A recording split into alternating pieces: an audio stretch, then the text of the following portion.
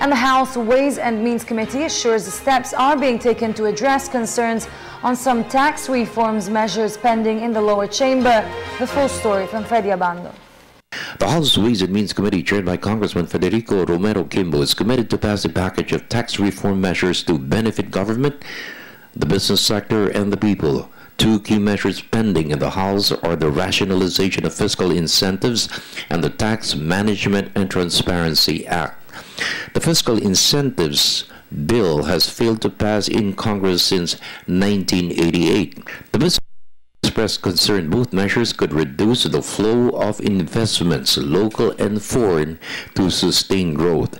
Kimbo assured certain provisions of the two bills will be amended to address concerns of too much oversight by government and Congress in assessing incentives provided for the business sector. Kimbo dismissed these fears. The team is expected to promote more transparency and accountability, which Budget Secretary Butch Abad supports. With the Tax Incentive Transparency Management Act, or TIMTA, it simply seeks to make these incentives so that if there's more light shown on it, we're able to assess if these incentives are rightfully being given or not.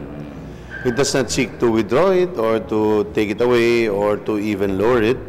It simply mandates them to declare it so that we can assess as Congress and see if the incentives are working or not. The public has the right to know who is enjoying tax incentives and whether in fact they ought to be, because right now nobody knows, and industries who I think it's fair. I mean, that's the only thing that TIMTA is asking for. And as a citizen, don't you think that as a matter of right, you deserve to be told, be informed about who is getting incentives and for what? However, Secretary Abad expressed concern on other proposed measures which could affect government revenue collections.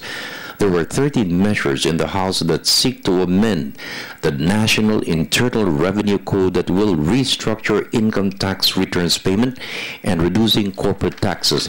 It could cause 100 pesos in lost revenues, which could impact on government's expenditure program, hurt the delivery of basic services, and slow down economic growth. If you keep eroding the revenue base of the country, how can you afford to pay for, all these investments? So, this government did not increase taxes, and it will not increase taxes for the 6 years that it's been in power, except just for the sin tax, So, and then you continue to erode the revenue base, then you limit the ability of government to undertake more infrastructure. People complain about infrastructure, about power, about basic services.